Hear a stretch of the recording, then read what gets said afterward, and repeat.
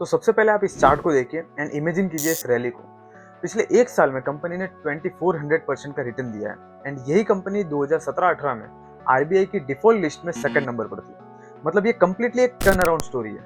ये कंपनी देश की one of the leading TMT bar manufacturing company है। इस इमेज से आपको आइडिया लग जाएगा कि टीएमटी बार मतलब मोटा मोटा क्या होता है। एक कंट्री का डेवलपमेंट बहुत ज्यादा इंफ्रास्ट्रक्चर पर डिपेंड करता है एंड कंस्ट्रक्शन बेस्ड इंफ्रास्ट्रक्चर में इस प्रोडक्ट का इस्तेमाल जो है वो प्राइम है। In short very high demand product है जो कि ये कंपनी बनाती है। कंपनी के स्टॉक प्राइस में पिछले एक साल में 2400% की ग्रोथ आई है। मतलब ऑलमोस्ट 50 रुपए का शेयर सीधा 1300 के आसपास पहुंच गया। अब यहाँ से देखते हैं कि इसके पीछे का मास्टर स्ट्रोक प्लानिंग क्या था। तो मोटा मोटा कंपनी डिफॉल्ट क्यों है, सबसे पहले ये देखते हैं। तो 2010-11 के आसपास बंगाल में गवर्नमेंट चेंज होने की वजह से and macro factors negatively affect करने की वजह से स्पेसिफिकली कोल प्राइस इश्यूज जनरेट हुए थे एंड साथ ही कंपनी का high capital lead plant close करना पड़ गया था, जिससे कंपनी के लिए रॉ मटेरियल एक्सपेंसेस काफी बढ़ गए थे एंड सामने कैपेसिटी यूटिलाइजेशन मिनिमम हो गया था क्योंकि वो प्लांट भी बंद हो चुका था, जिसकी वजह से कंपनी का जो डेट है वो कहीं ना कहीं ट्रैप में कन्वर्ट हो गया था। क्योंकि अगर समय पर डेट को रीपे ना किया जाए या फिर उसे रेगुलरली मैनेज ना किया जाए तो कॉस्ट ऑफ डेट जो है वो बढ़ने के ज्यादा चांसेस हो जाते हैं। और समय के साथ सिचुएशन इतनी खराब हो गई कि कंपनी आरबीआई के डिफॉल्ट लिस्ट में आ गई। लेकिन उसके बावजूद 2021 में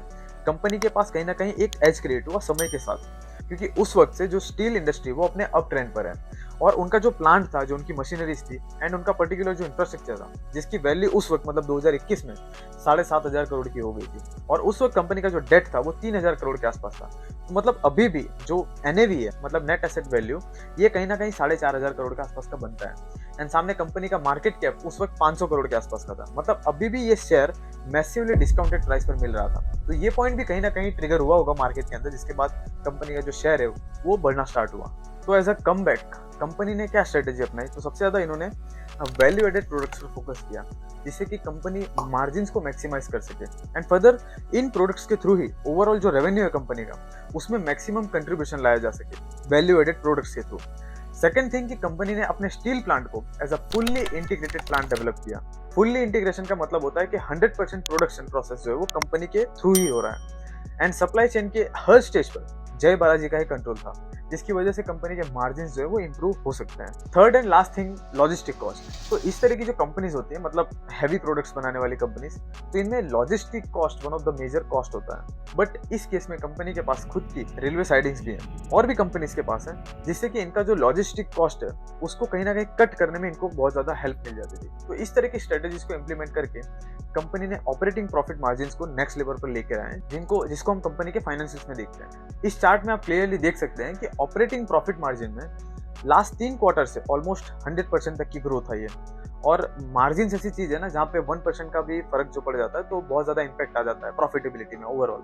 यहाँ तो 10%। FY21 में कंपनी का जो डेट है वो 3,434 करोड़ के आसपास था एंड फिलहाल अब कंपनी का डेट 566 करोड़ के आसपास है और आज कंपनी का ये टारगेट भी हो गया कि नेक्स्ट 18 मंथ्स में कंप्लीटली डेट फ्री हो जाना है।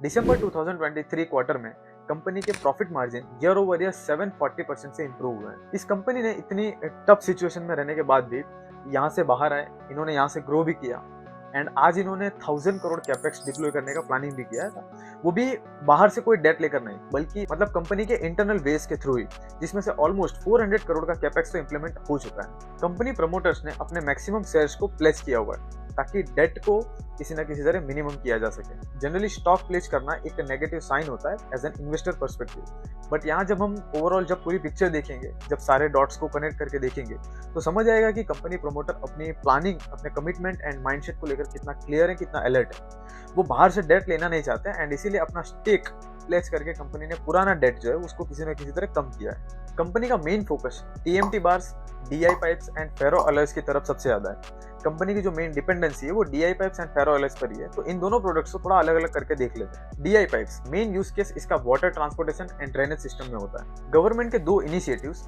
जल जीवन mission and mission Amrit Sarovar, इन दोनों इनिशिएटिव से कंपनी के प्रोडक्ट्स की जो डिमांड है वो थोड़े लंबे समय तक बनी रह सकती है। इसके अलावा ये इंडस्ट्री मतलब DI pipes year over year 13 to 15% से ग्रो हो रही है। टोटल रेवेन्यू का 30% कंपनी को यहीं से जनरेट होता है। कंपनी गाइडेंस के अकॉर्डिंग डीआई पाइप्स में इंडिया के अंदर जय बालाजी के पास 10% मार्केट शेयर है और कंपनी गाइडेंस के ही अकॉर्डिंग यही market share after capacity expansion 1000 crore capex तो उसके बाद 18 to 20% हो सकता है। सेकंड इनका जो मास्टर प्रोडक्ट है वो है फेरो एलॉयज।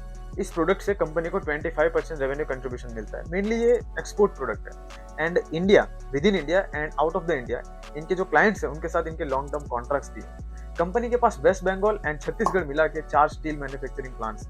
एक कंसर्न यहाँ पे ये हो सकता है कि मार्जिन तो बहुत तेजी से इंक्रीज हुए हैं, लेकिन रेवेन्यू ग्रोथ बहुत ज्यादा नहीं है। सेकंड थिंग कि कंपटीशन में बहुत बड़े बड़े प्लेयर्स टक्कर देने के लिए तैयार हैं और जय बालाजी कहीं ना कहीं कट टू कट चल रही है। ऑलरेडी प्रमोटर्स के जो शेयर्स हैं वो प्लेस्ड हैं, मतलब बहुत ज्यादा हाथ पैर फैलाने की जगह नहीं है। और कंपनी की जो प्लानिंग है उसको एग्जीक्यूट करते वक्त अगर थोड़ा बहुत भी ऊपर नीचे होता है तो प्रॉब्लम हो सकती है। थर्ड थिंग, मार्च मंथ में कंपनी का जो शेयर है वो 30% से डाउन हुआ है, क्योंकि small cap and mid cap में सेलिंग प्रेशर बहुत ज्यादा था। एक और कंसर्न है कि शेयर खरीदने से पहले जो हमें देखना चाहिए कि इस कंपनी का जो शेयर है उसने बहुत ही थोड़े समय में बहुत ज्यादा रैली दी है। तो अब इस लेवल पर वो कितना ज्यादा सस्टेन कर पाएगा, कितनी देर तक सस्टेन कर पाएगा, ये भी एक बड़ा रिस्क है। तो ये एक आइडिया था, एक बेसिक इन्फॉर्मेशन थी जो अगर आपको अच्छी लगी हो तो इसे प्लीज लाइक कीजिएगा एंड चैनल को भी प्लीज सब्सक्राइब कीजिएगा।